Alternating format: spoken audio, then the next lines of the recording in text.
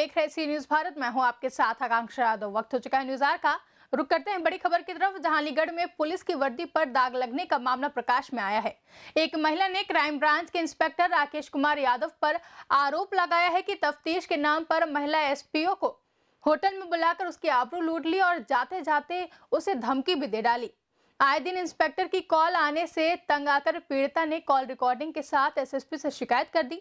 वहीं मामले को संज्ञान में लेते हुए एसएसपी ने तत्काल इंस्पेक्टर राकेश कुमार यादव को निलंबित कर थाना क्वारसी में दुष्कर्म की धाराओं में मुकदमा भी दर्ज करा दिया।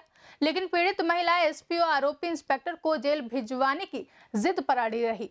दरअसल अलीगढ़ के थाना सासनी गेट इलाका निवासी एक महिला एसपीओ ने क्राइम ब्रांच के इंस्पेक्टर राकेश कुमार यादव पर दुष्कर्म का आरोप लगाया है। पीड़ित महिला एसपीओ ने बताया कि उनकी बेटी का दहेज एक्ट में मुकदमा चल रहा है। जांच के नाम पर डॉक्यूमेंट्स देखने के बहाने क्राइम ब्रांच के इंस्पेक्टर राकेश कुमार यादव ने क्रासी स्थित विकास होटल के रूम नंबर 102 में बुलाकर उनकी मजबूरी का फायदा उठाकर दुष्कर्म की घटना को अंजाम दिया। वहीं जाते जाते किसी को न बताने की धमकी भी दे डाली। इंस्पेक्टर की आए दिन कॉल आने से तंग आकर पीड़िता ने सभी कॉल रिकॉर्डिंग्स के साथ एसएसपी से शिकायत कर दी, जिसके बाद एसएसपी ने क्राइम ब्रांच के इंस्पेक्टर पर सख्त कार्रवाई करते हुए उन्हें निलंबित कर दिया है। बेटी का केस चल रहा है दहेज एक्ट का, जो क्राइम ब्रांच में चल रहा है। उसके जो आईओ हैं राकेश यादव हैं, उन्होंने मुझे कागज़ के बहाने से बुलाया कि आप अपनी बेटी के सब कागज़ लेकर मेरे पास आ जाओ विकास होटल पर। मैंने कहा कि सर मैं होटल पे क्यों आऊँ, आप ऑफिस में बुला लो मुझे। लेकिन नहीं, बोले कि मैं होटल में रुका हुआ हूँ और आप होटल पे ही आ जाओ, मैं आपकी बेटी के सब कागज़ देख लूँगा। मैं वहाँ पे चली गई। मैंने बाहर से खड़े होकर कॉल भी करी उनको, मैं कि सर मैं विकास होटल पे खड़ी हूँ सामने। तो वो बोले कि मैं ठीक है, मैं नीचे उतर के आ रहा हूँ। वो नीचे उतर के आए तो फिर मेरे को अंदर ले गए, अपने कमरे पे ले गए। 102 नंबर कमरा उनका। सो वहाँ अंदर बैठाया, मेरे कागज़ लिए। कागज़ लेने के बाद में पहले तो थोड़े से कागज़ दे के हल्के फुल्के, फिर उसी के बाद में मुझे दबोच लिया उसने और मेरे साथ में गलत काम करा। मैंने कहा सर आपने ऐसे क्यों करा? तो बोले कि आप चिंता मत करिए, आपकी केस में बहुत कुछ कर सकता हूँ मैं इस लड़के को ज़रूर गिरफ्तार करूँगा। फिर क्या हुआ? फिर मैंने कहा कि सर आपने मेरे साथ बहुत गलत करा, मेरी मजबूरी का फ़ायदा उठाया। बोले कि कोई मजबूरी नहीं और बाहर जाके मत कहना, और बाहर जाके कहा तो मैं आपके केस की सबको निकाल सकता हूँ और आईओ की बहुत बड़ी पावर होती है। उसके बाद फिर कॉल आए? फिर मैं वहाँ से चुपचाप चली आई।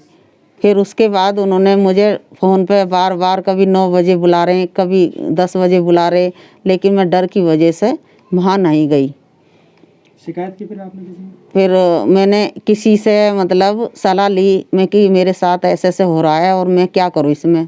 तो वो बोले कि तुम रिकॉर्डिंग पे लगा दो मोबाइल, जो भी होगा तो रिकॉर्डिंग में हो जाएगी। मैंने रिकॉर्डिंग पे अपना मोबाइल डाल दिया, उनकी सब रिकॉर्डिंग करी जैसी वो मेरे से बातें करते गए, जिस तरीके की भी। शिकायत दर्ज कराई फिर मैंने एसएसपी सर के व्हाट्सएप पर डाल दिया और शिकायत करी मैं कि सर ऐसे मेरे साथ में हो रहा है, आप मेरी ये रिकॉर्डिंग सुन लें और मुझे न्याय दिला दें।